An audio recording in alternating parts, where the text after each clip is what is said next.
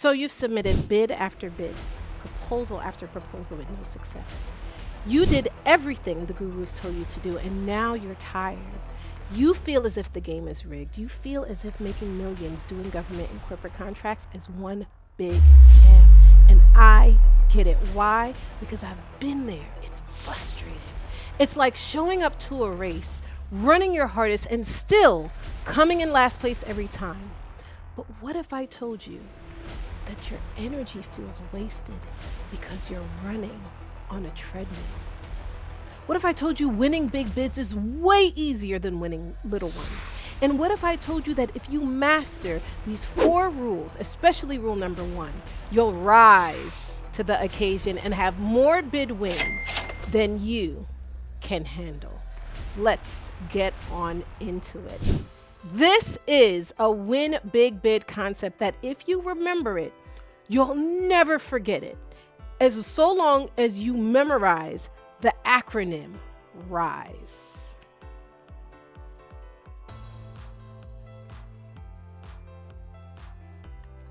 Number 4 is based on this concept of relationships.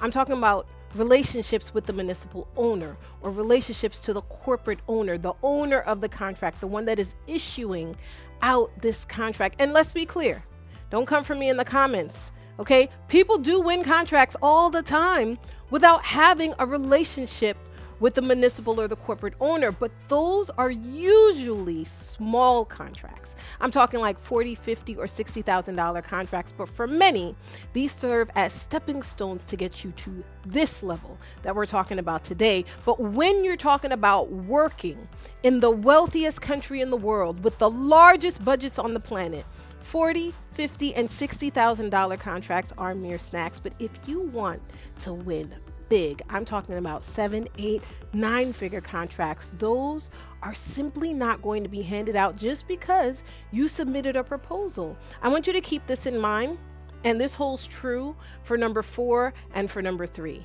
Your network determines your net worth, because people do business with people they like and trust. See, to win these opportunities, you must systematically develop relationships with the decision makers. 9 times out of 10, those decision makers are going to work with people that they know. I want you to understand this about working with municipal executives. It means understanding their psychology. There are 2 main reasons why big contracts are awarded. And let's start with number 1.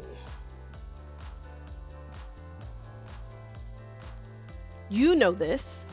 It's based on the components embedded within the proposal that you submit. Okay, so your proposal is number 1, but can you take a guess as to what number 2 is?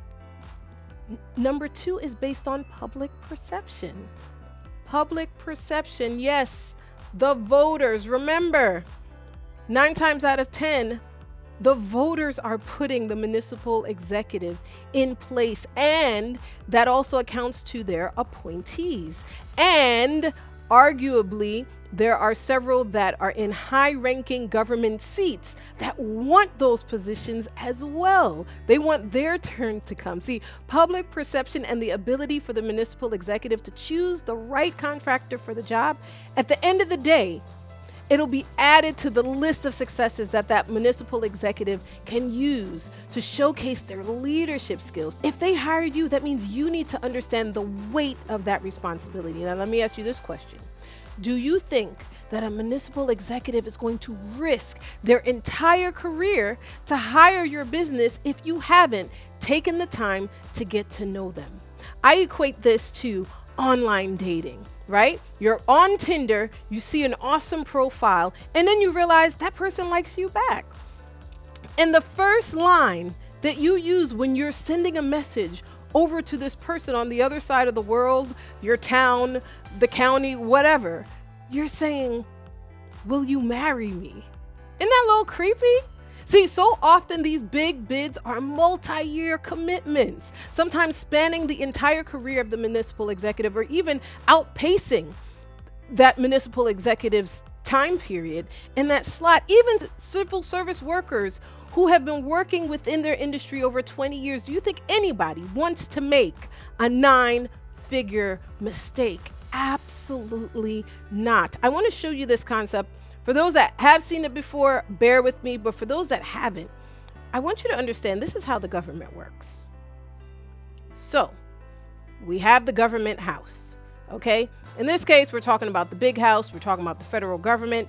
So this is where Trump resigns, okay? This is where, not resigns, resides, all right?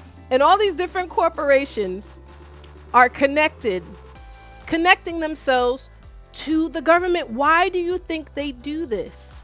They do this to establish a relationship, whether the president is a Republican or whether the president is a Democrat. See, it doesn't really matter, right?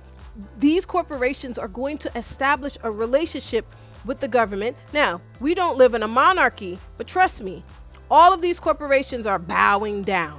Why? Because they're establishing the relationship with the corporations, with the government, no matter who's in the seat.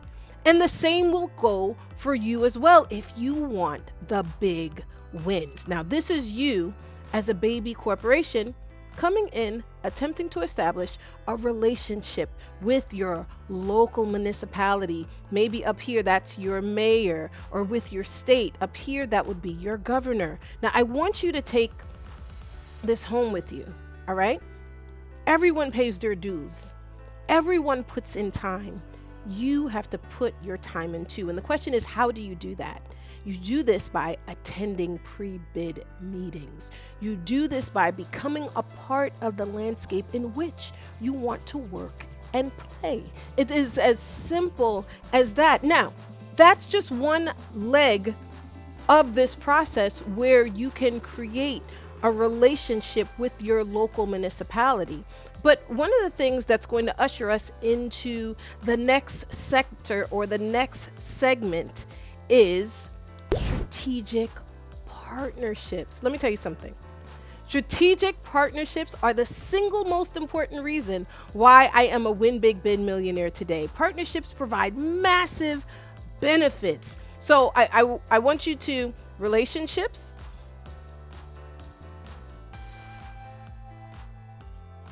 and strategic partnerships. Don't come for me in my spelling. All right, strategic partnerships. Okay, so this is what the lay of the land looks like with these corporations doing business with the government. What makes sense for you too to create links and create partnerships with these other entities? And guess what? It's not just 5 or 6 corporations, it's dozens of different corporations that are tied in deeply with the government. And if you can connect with these entities, you can enter into these government spaces, in essence, without any experience doing business directly with the government. This is what I mean.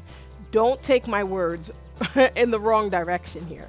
When you're working across the aisle and you're presenting yourselves to other corporations, what you are presenting them with are your skill sets. When I say you can come in with no experience, meaning you don't have to know how to submit a proposal to be able to market yourself to corporations and be a part of their government and other corporate wins, right? So it is imperative that be made clear. But furthermore, okay, you can come in with no experience, simply market yourselves to these corporations and do their government contracts. Now, I know you're like, but I signed up to be independent and I signed up to be an entrepreneur. Well, when you're just starting and you don't have these relationships, it's important for you to establish these relationships with these other corporations. And I'm going to show you why this is going to help you. See, by strengthening your relationships here with these other corporations, guess what you're also doing? You're fortifying your relationship with the government. See, I want you to do this. I want you to win opportunities with other corporations 10 times in a row in the same sector. And suddenly you will have real credibility as a prime contractor. When you get to that place after you've done 10 of these jobs in a row, back to back, now combined with your direct relationship with the municipal client, it will dramatically increase your ability to win bigger bids. Let me tell you something. Hold true to the African proverb. If you want to go fast, go alone. But if you want to go far, go together. If you want to go far, go together, which is going to lead us into item number 2. Item number 2 that we're going to discuss is industry positioning. Industry positioning. This is going to be powerful. Industry positioning is critical in determining your ability to win big bids. See, some industries are easier to get into than others, but if there's a low demand for the services that you're offering and a high supply of people doing the work, your profits will drop through the floor unless you embrace this concept of industry positioning. I want you to think about this.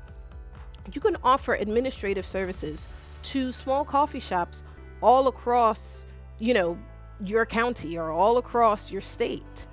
Or you can offer administrative services to the CEO of Google. That is a big difference in pay. It is a big difference in opportunity. I want you to also think about just history. I want you to learn a little bit about history and how history works. See, during the California Gold Rush of 1850, thousands of people rushed to California hoping to strike it rich by mining gold. But guess what? Most miners made nothing. Who were the real winners? It was the businesses that sold them shovels and clothing and tools. Have you ever heard of Levi Strauss? Have you ever heard of Samuel Brennan, as in Brennan the Shovels? Those companies became rich, and those businesses still exist to this day. If you don't take home anything else, don't chase the gold, sell the shovels. Choosing the right industry matters more than just working hard. See, anyone could flip a burger at McDonald's, but only a select few can cook a 5-star Michelin meal. See, the skilled gap will determine the income and the opportunity. And I want you to think about it like this as well. Not every hospital is owned by a doctor. Not every law firm is owned by an attorney. I want you to begin the process of thinking outside the box. But let me tell you something. If you don't embrace rule number 1, nothing else matters. Nothing else matters. Rule number 1 is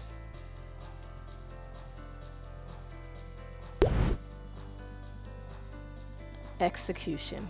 Listen, failure to execute is the number 1 reason why most businesses fail. See, you can have all the knowledge in the world, but if you don't put that knowledge into action, you will see no results. See, faith without works is dead. Throughout history, businesses and individuals have missed incredible opportunities because they failed to execute. You ever heard of Kodak? They invented the digital camera, but they refused to embrace it because they thought it would cannibalize their filming business, and they are no longer in business today. They have lost to Canon and Sony. Have you ever heard of Blockbuster?